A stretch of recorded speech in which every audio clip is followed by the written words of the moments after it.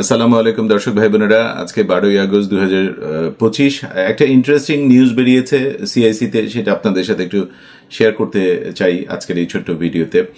2025-এ যেটা হচ্ছে, এক নম্বর হলো সমস্ত রকম কোটা তো কমানো হয়েছে, কমিয়ে অর্ধেকের কাছাকাছি নিয়ে চলে আসা হয়েছে। কিন্তু তারপরেও আমি শুরু থেকেই যেটা বলছি, সরকারের পেজগুলোর রেফারেন্স দিয়ে, সরকারের সাইটগুলো আপনাদের দেখিয়ে, সেটা হচ্ছে যে এরপরেও 3টা ক্যাটাগরিতেই 9 লাখের উপরে মানে নিউ কামার কানাডাতে আসতে যাচ্ছে। সেটা হচ্ছে স্টাডি পারমিট দিয়ে 4,37,000, এবং স্টাডি পারমিট আমরা জানি যে এই বছর প্রথমবারের মতো মাস্টার্স প্রোগ্রামে আপনি 1 বছরের প্রোগ্রামে আসলেও 3 বছরের পিজিডব্লিউপি পাবেন। আর আপনি যদি 1.5 বছরের মাস্টার্স প্রোগ্রামে আসেন, তাহলে আপনার স্পাউস ওপেন ওয়ার্ক পারমিটে ফুল টাইম কাজ করতে পারবে। এই সুবিধাগুলো মানে 1 বছরে আসলে 3 বছরের পিজিডব্লিউপি পাওয়ার সুবিধা এর আগে ছিল না কারোর জন্যই কানাডাতে। তো এগুলো বড় সুবিধা। কিছু জায়গায় তারা টাইটেন করেছে, কিছু জায়গায় আবার ছাড় দিচ্ছে, এরকম করে একটা ব্যালেন্স হচ্ছে। But end of the day আমাদের মনে রাখতে হবে যে কানাডা যেহেতু পপুলেশন এইজিং, এখানে পৃথিবীর 2য় বৃহত্তম দেশ, ultimately end of the day তাদের ইমিগ্রেন্ট আনতেই হবে। কিন্তু একটা জায়গাতে তারা একদম মানে রুথলেসলি ফোকাস, সেটা হচ্ছে যে প্রোগ্রাম দিয়ে তারা কাউকে আনবে, সেই প্রোগ্রামের মেইন যে অ্যাপ্লিকেন্ট হবে তাকে একদম একেবারে প্রোগ্রামের সাথে অ্যালাইন করে 100% যোগ্য দক্ষ হতে হবে ওই প্রোগ্রামের জন্য যা রিকোয়ারমেন্ট আছে সেটার। তার ফ্যামিলি মেম্বারদের বেলায় কোনো রকম বাধ্যবাধকতা নেই। কোনো কোনো প্রোগ্রামে আছে স্পাউস, যেমন এক্সপ্রেস এন্ট্রিতে আছে যে স্পাউস যদি আইএলস টেক করে, স্পাউস যদি ইসিএ করায়, তাহলে কিছু নাম্বার টপ আপ হয়, কিন্তু সেটাও ম্যান্ডেটরি ক্লজ নয়। কিন্তু এগেইন মনে রাখতে হবে, main applicant has to comply with the rules and regulations, এর কোনো ব্যতয় নেই। এবং নিত্য নতুন কানাডা প্রোগ্রাম ইন্ট্রোডিউস করেই যাচ্ছে, কিন্তু আমরা মানে সবার উপরে মনে রাখবো যে এইটা যে প্রোগ্রামের জন্য যে যোগ্যতা দক্ষতা দরকার, তারাই শুধু এটার জন্য বিবেচিত হবে, এলিজিবল হবে টু লঞ্চ দেয়ার অ্যাপ্লিকেশন। আর কানাডাতে যোগ্যতা দক্ষতা না থাকলে কোনোভাবেই আপনি আসতে পারবেন না। যাদের বেলায় প্রযোজ্য তাদের জন্য বলছি, ওই ইমো নাম্বারে যে প্রতারকেরা বসে থাকে নকল পেজ টেজ নিয়ে, তাদের সাথে যারা যুক্ত হবে, আল্লাহ মাফ করুন, কেউ যদি না হয়, কিন্তু কেউ যদি লোভী হয়ে যুক্ত হয় তাহলে সে নিশ্চিতভাবে প্রতারিত হবে। এবার হচ্ছে আজকের এই ভালো খবরটা আমি স্ক্রিনে দেখাচ্ছি। এটা আজকেই প্রকাশিত হয়েছে 12ই আগস্ট 2025-এ। এটার টাইটেলটা হচ্ছে Canada proposes 3 new occupational categories for express entry in 2026। 2026-এ 3টা অকুপেশনাল ক্যাটাগরি এক্সপ্রেস এন্ট্রিতে যুক্ত করার কথা ভাবছে কানাডা সরকার। এগুলো সবই হচ্ছে ভালো চিন্তা ভাবনা। কানাডা একদিকে টাইট করছে, আরেকদিকে কিন্তু ছাড় দিচ্ছে।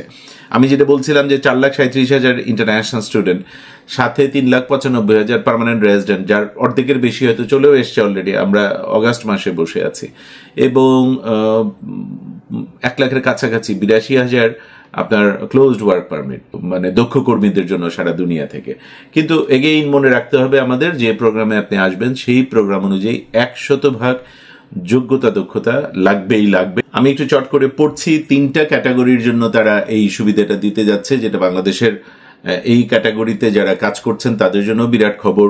বিশেষ করে এখানে ম্যানেজারিয়াল যে ক্যাটাগরিটা আছে, সেটা তো অনেক বড় একটা নেটওয়ার্ককে কভার করবে। So the Canadian federal government is considering creating new express entry category for senior managers, scientists and researchers. তাহলে সিনিয়র ম্যানেজার যারা, বিভিন্ন পেশার সাথে যুক্ত সিনিয়র ম্যানেজাররা, বিজ্ঞানীরা, বিভিন্ন বিষয়ে কর্মরত বিজ্ঞানীরা এবং গবেষকরা, পাশাপাশি হচ্ছে মিলিটারি পার্সোনাল। এইটা একটা নতুন জায়গা যুক্ত হয়েছে, which would make it easier for foreign national in these professionals to obtain Canadian permanent residency. Canada federal government senior manager, বিজ্ঞানী, গবেষক এবং সামরিক কর্মকর্তাদের জন্য নতুন এক্সপ্রেস এন্ট্রির ক্যাটাগরির কথা ভাবছে, যেটা আসলে এই পেশায় কর্মরত বিদেশি নাগরিকদের কানাডায় সরাসরি স্থায়ী বাসিন্দা হবার পথ উন্মুক্ত করবে। Immigration, Refugee and Citizenship Canada listed these 3 categories in their post-seeking public consultation published on Government of Canada's website. The potential new categories are being considered for launch in 2026. In Express Entry, the federal government's application management system, which is used to determine which foreign nationals get the opportunity to apply for permanent residence. The government has not announced when any further details will be shared about its decision on the proposed new categories. The public consultation is open until September 3. এটা কনসালটেশনের জন্য September 3 তারিখ পর্যন্ত উন্মুক্ত থাকবে। ক্যাটাগরিটা কবে launch করা হবে সেইটার তারিখটা এখনো প্রকাশ করা হয় নাই। ক্যাটাগরির তিনটা, একটা ম্যানেজার্স মানে লিডারশিপ ক্যাটাগরি, এইটা বাংলাদেশে কর্পোরেট বিভিন্ন কর্পোরেশনে যারা যুক্ত আছেন, ব্যাংকাররা, বিভিন্ন ইন্টারন্যাশনাল এনজিওতে, এইখানে কর্পোরেশনে যারা ম্যানেজারিয়াল পজিশনে আছেন তাদের জন্য, প্রোভাইডেড তারা অ্যালাইন যদি করে এই বাকি রিকোয়ারমেন্টস এর সাথে, তাহলে এটা একটা ভালো সুযোগ সম্ভাবনা। IRCC has proposed the launch of a new category aimed in attracting senior managers to Canada. In the posting of consultation, the government defines senior managers, highly skilled workers who oversee the operation of a company or organization and who lead a team of employees. মানে খুবই উঁচু মানের দক্ষ কর্মী যারা প্রতিষ্ঠানের কার্যক্রম তদারকি করেন, কর্মীদের একটি দলকে নেতৃত্ব দেন, তারা এটার জন্য বিবেচিত হবে। According to IRCC, introducing this category could bring fresh perspective, accelerate digital transformation, enhance productivity and contribute to the organizational goal. IRCCর মতে এই ক্যাটাগরি চালু করলে এটা নতুন একটা দৃষ্টিভঙ্গিকে যুক্ত করবে এখানে, একই সাথে উৎপাদনশীলতা বাড়াবে, প্রতিষ্ঠানের লক্ষ্যে আরো বড় আকারে অবদান রাখা সম্ভব হবে। The department suggests that attracting candidates in senior position could boost the country's competitiveness and advance economic growth and prosperity. IRCCর মতে এটা মানে জব মার্কেটের কম্পিটিটিভনেস বাড়াবে, এইটা ইকোনমিকে আরো গতিশীল করবে। তারপরেরটা হচ্ছে রিসার্চ এন্ড ইনোভেশন, গবেষণা এবং উদ্ভাবন। IRCC is also considering prioritizing the selection of certain researcher and scientists. The department believes that the scientist, research and innovation can enhance productivity and performance and stimulate economic growth. বিভাগটা বিশ্বাস করে যে বৈজ্ঞানিক গবেষণা এবং উদ্ভাবন, উৎপাদনশীলতা ইত্যাদি কর্মক্ষমতা বাড়াতে পারে, অর্থনৈতিক প্রবৃদ্ধিকে সেটা উদ্দীপিত করবে, বাড়াবে।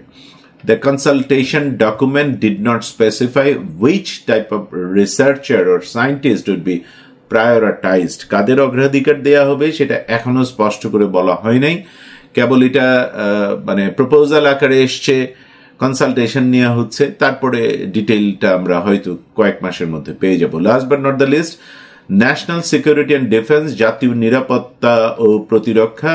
IRCC is also considering supporting the Canadian Armed Forces by prioritizing the selection of highly skilled military recruits from allied countries. IRCC মিত্র দেশগুলো থেকে উচ্চ দক্ষ সামরিক সদস্যদের নির্বাচনে অগ্রাধিকার দিতে চায়। ক্যানাডিয়ান আর্ম ফোর্সকে সহায়তা, মানে অগ্রাধিকার দিয়ে ক্যানাডিয়ান আর্ম ফোর্সকে সহায়তা করার কথাও ভাবছে। বটম লাইন হচ্ছে যে কানাডা আসলে নিত্য নতুন পথ উন্মুক্ত করে যাচ্ছে। আপনারা এই বছর RCIP-র কথা জানেন, তারপর ইসেতে আলবার্টায় যে রুরাল ইনভেস্টমেন্ট প্রোগ্রাম, আলবার্টার কমিউনিটিগুলোতে যে জব অফার সহ যে প্রোগ্রামগুলো আপনারা জানেন।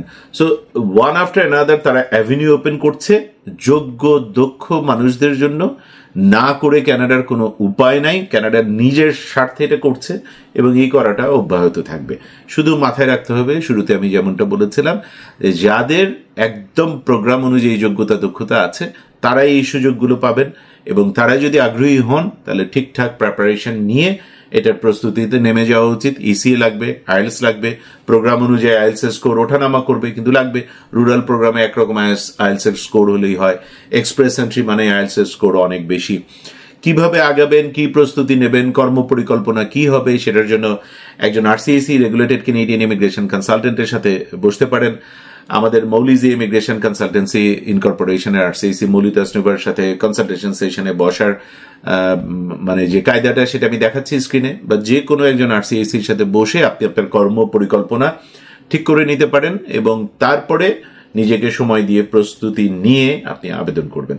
যারা এই প্রোগ্রাম বা অন্যান্য প্রোগ্রাম দিয়ে এই বছর আগামী বছর চেষ্টা করছেন, পরিকল্পনায় নেমেছেন, প্রস্তুতিতে নেমেছেন, আল্লাহ দয়া করে আপনাদের এই দম, শ্রম, ধৈর্য, ভরসা, এই নিয়তকে কবুল করে নিন। ভালো থাকবেন সবাই। আসসালামু আলাইকুম।